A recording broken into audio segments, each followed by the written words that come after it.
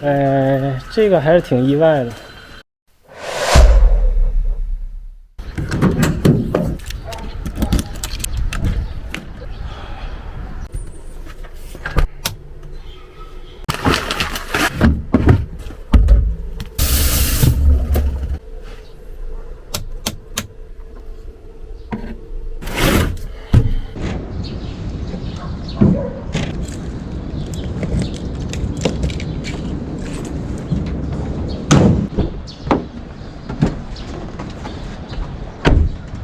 我看一下线路，今天要去保定。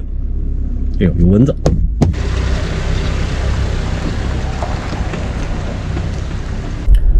大家好啊，延平 Mrs. Gary。今天开着我这个手搓的皮卡房车，准备去保定。这一趟有2个目的，一是探访一下保定这座城市。我对保定的了解，一是驴肉火烧，二是这个郭德纲相声里那个梗，就是上有天堂，下有保定。实际上保定离北京很近，而且确实我昨天搜保定的信息，我才发现其实保定在中国的近代史，或者说从辽宋时候开始就是很重要的一个城市。这是第一个对于保定的探访。然后这趟出行第2个目的或目标，也是这趟出行和以往不太一样的点，是我会把传统曲艺的挖掘揉到这次对于保定的这个城市探访的过程中。这个事儿是怎么来的呢？因为我在搜保定的信息的时候，发现了保定老调。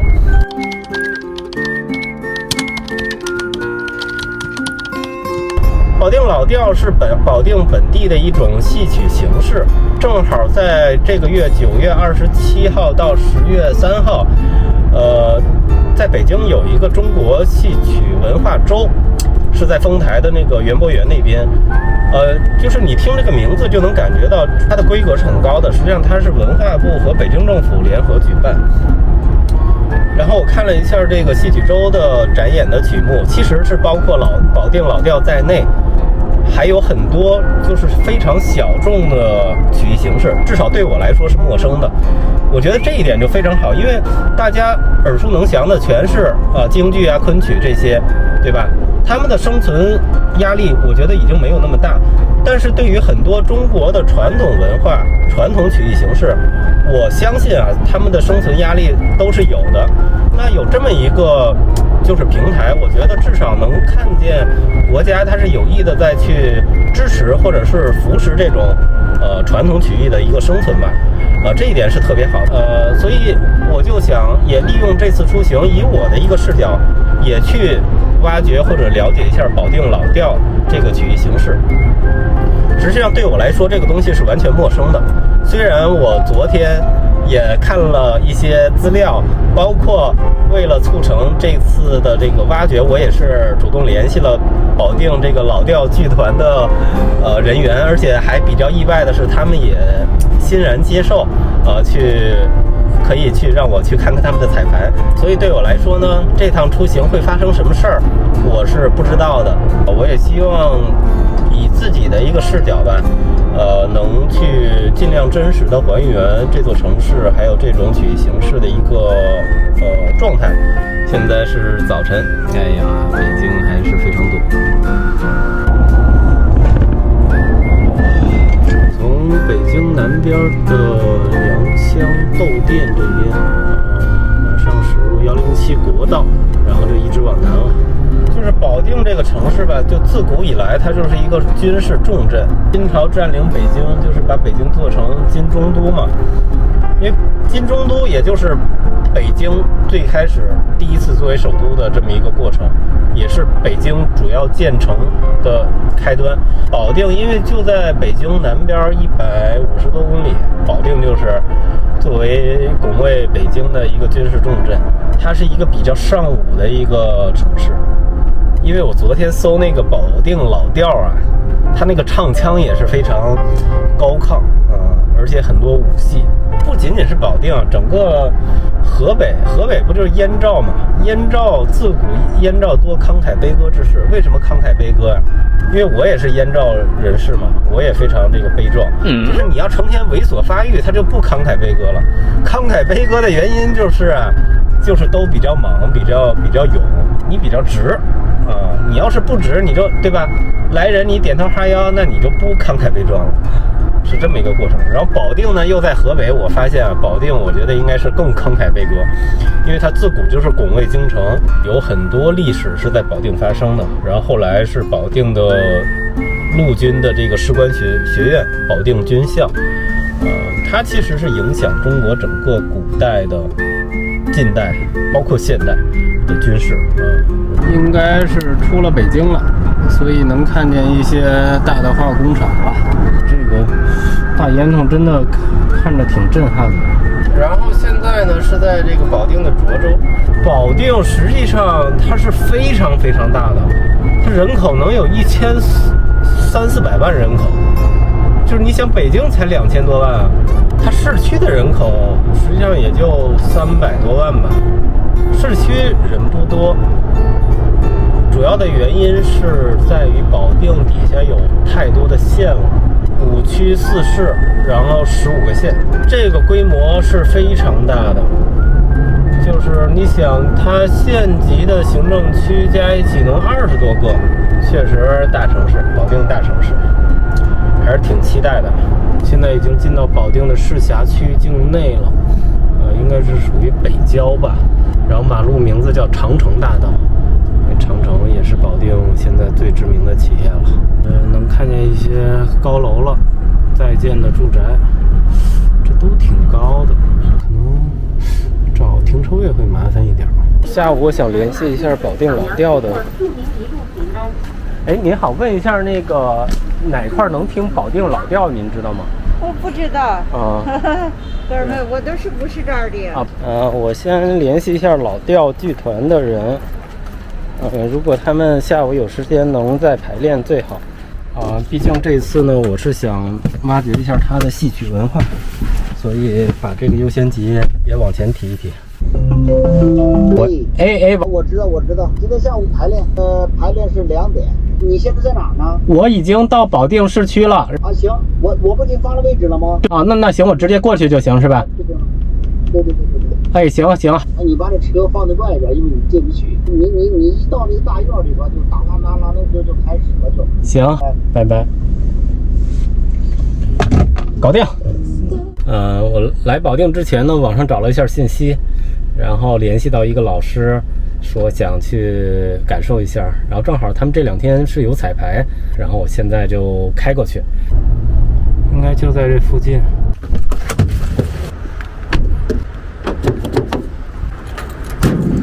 还是有点紧张啊，因为我这毕竟是外行，感觉还挺神奇的，就是去看专业的演员排练，对吧？而且又是一个自己完全陌生的一个剧种，一会儿看看什么样。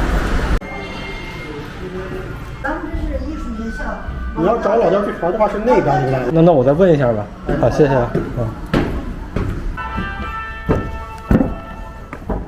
也不是啊。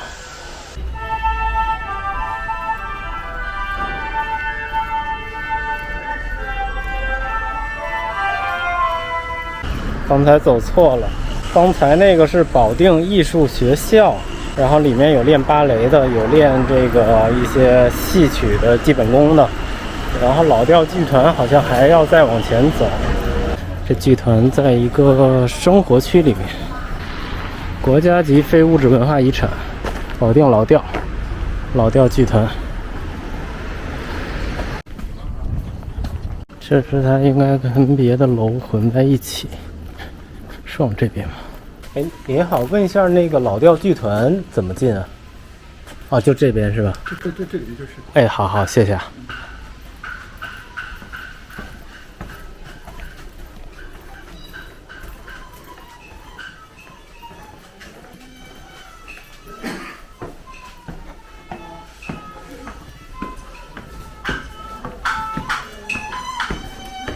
哎，老师你好。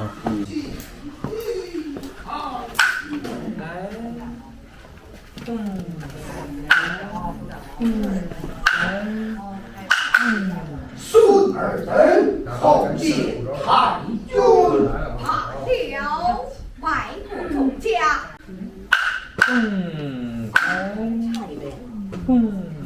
宦官提馈，你二人不在三关，回来作甚？我人二人是为宗保少臣而回。宗保大哥，宗保大哥。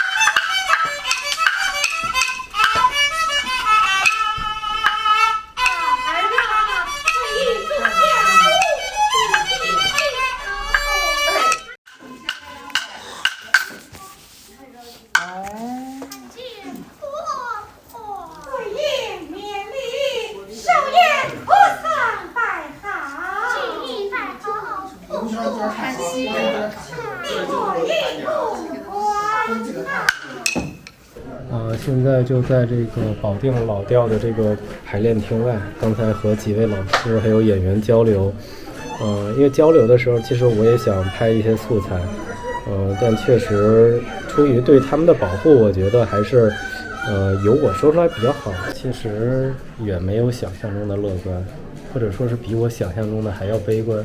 因为我来之前，我能搜到很多的保定老调的演出是在乡下。我能感觉到这个戏种呢是一个很这个需要放低姿态，对吧？资金很紧缺，资源很紧缺，否则的话也不至于说大家成天去基层演出。但实际上我今天交流完以后，我觉得会更困难，对吧？包括看今天排练这个地方，它是在一个居民楼7拐8拐一个小单元门进来以后，所有的东西，破败不堪。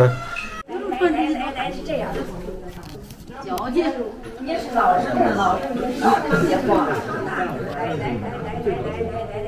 这样走。现在演员数量差不多40个，但是呢是面临了严重的青黄不接，有的师傅老师可能这几年就退了，然后再年轻的学生呢，实际上他们就已经。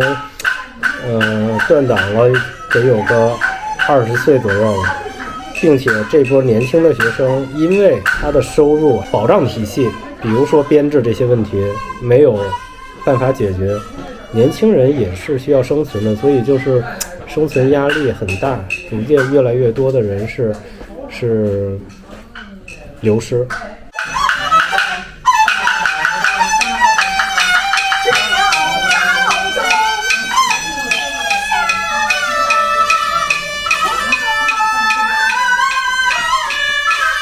并且现在是有一些断档，那一些快退休的老师傅退完以后，这波年轻人其实想学，或者说政府再找来新的人想学就已经学不了了，是这么一个情况。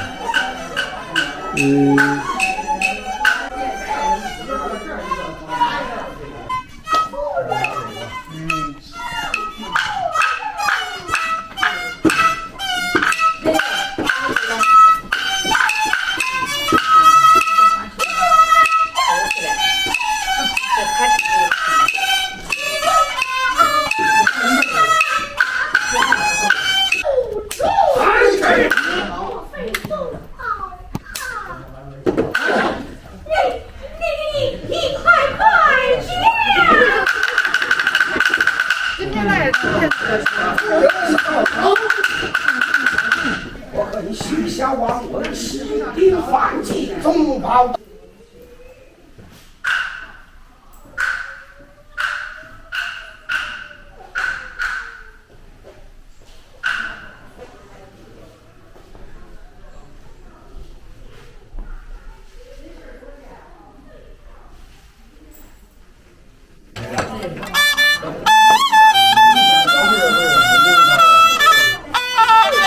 放的这个松香哦，这个松香那个拉了以后沫沫粘到这个蚂蚁上，哦，会拉蹭到这个线上它就香了。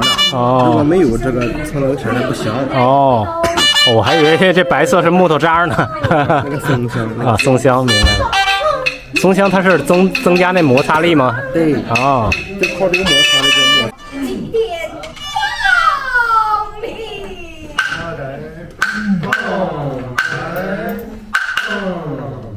老调整体的那个声比梆子要低一点。对，啊，低一点，它这个调低一点拉出来的，为什么带4个手指头啊？第一个手指头，第一个调，然后就用了4个手指头，然后这么用的。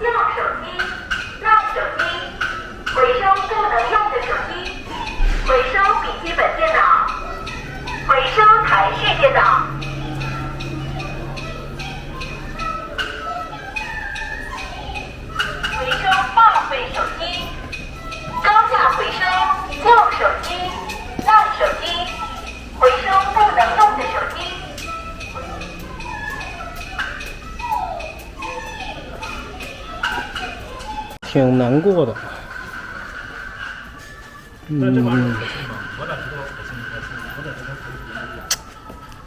我组织语言再说吧。我觉得，这个还是挺意外的。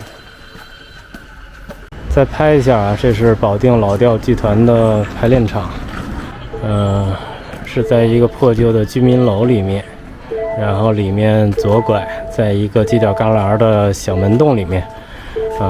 会有一个他们的排练场，条件比较简陋，我觉得还是挺需要大家多支持的。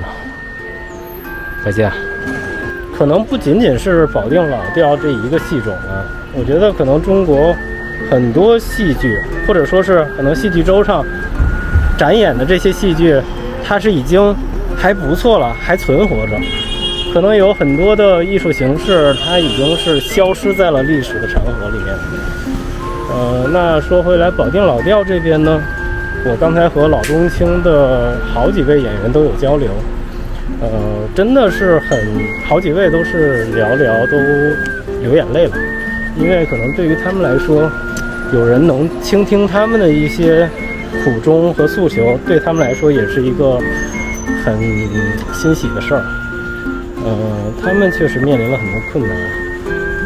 首先我觉得，一个情况就是现在这个剧团50人左右，几乎没有财政的一些支持，所以加上这些老调这个曲艺形式呢，它是传统的东西，现在它通过一些商业，比如说在保定市区也很难有特别多的受众。更多的受众还是在保定的周边的县乡村子，所以他们经常会去下乡。因为如果不下乡的话，就没有票房收入。没有票房收入的话，尽管这个票房收入很微薄，但是他们也必须要这么做，否则的话，这些演员的工资，尽管已经很低了，但是依旧没有固定的保障。包括呢，现在是有一个比较明显的断代的问题，有几位比较中间的骨干吧，已经到退休年龄了。然后这些人退休完以后呢，剩下就是更多的20-30岁的青年，而且这些青年已经是很不容易了，因为前些年去申报非遗的时候，还是有一些政府的支持，吸纳了40个年轻人进来，但是由于没有足够的保障，真正留存下来的可能现在也就不到20人年轻的。而且这些年轻人面临的问题就是没有编制，然后收入很低，如果说他们面临结婚生子这种现实的问题的话，现在的收入水平、现在的保障机制是根本没有办法支持的，所以很多人也去不断的流失。以我了解来看呢，一方面是资金的支持，但资金的支持也远远不够。更重要的是，我觉得政府应该去动员更多的社会大众、社会力量去关注这门比较古老、受众基础比较强的曲艺形式，或者去帮助这些有志向去弘扬保定老调的这些年轻人，去解决他们的一些编制问题、未来的保障的问题，让他们更心无旁骛的能投身于学艺和艺术创作过程中，而不是连我这个月的工资从哪儿来都不知道。保定老调呢，其实08年已经入了非遗了，但还面临了这种情况。所以我觉得一些文化口的一些机制体系是不是也可以去进一步优化一下？可能在某一个任期内，一个政府的一种形式评上了非遗，但然后呢，我评上了非遗的，我的目的是要保护这些快要灭绝的曲艺形式或者艺术形式，而不仅仅是说在我的任期内把这些评上了就好了。这个东西其实和很多投工厂啊、要税源这种2、3年就能看见的东西不一样，这个是需要持续的投入时间，去细化才能去做好的事儿。这些我觉得是现在我们这个社会比较缺乏的点。包括回到北京以后，我也想看能不能自己也做一些努力，去帮忙争取，或者说做一点贡献吧。这个东西可能1个人、2个人没有办法做，更多的可能还是需要一个自上而下的，或者说一个完备的体系，然后去共同的保护吧。总之，其实像我今天下午聊了很多，交流了很多，但是我没有拍视频，是出于对他们的保护。尽管条件已经很差了，无论是彩排的条件，还是他们的生计的面临挑战这些问题，他们其实都没有停止去创作、去延续这门曲艺形式。我觉得这一点真的是，他们是发自内心去热爱这门艺术的。如果说，政府部门，包括社会力量，能给予这些人更多的关注和支持，我觉得是他们应得的。而且这方面其实说回来，确实政府也在做一些努力，我能感觉到。你像，比如说这次的这个戏曲文化周嘛，它既然保定老调这种曲艺，还有很多其他的，它能登上国家级的舞台，政府已经在去做相关的支持。但我还是想说，这方面远远不够，还是应该更持续加大投入，包括大家社会的力量和关注，对吧？所以我觉得，对于这么一群心中有爱吧、有信念的人，社会或者说一些主管的部门更不应该去亏欠他们，这是我的理解。今天可能就这样吧，先这样吧，拜拜。还有最后一件比较重要的一个事儿，就是保定老调剧团在北京戏剧文化周的演出时间呢，是2024年9月28号的上午10点半到12点有一场。希望在北京的朋友们，如果有时间，可以多去关注这门曲艺形式。我觉得它还是真的挺需要被支持和关注的。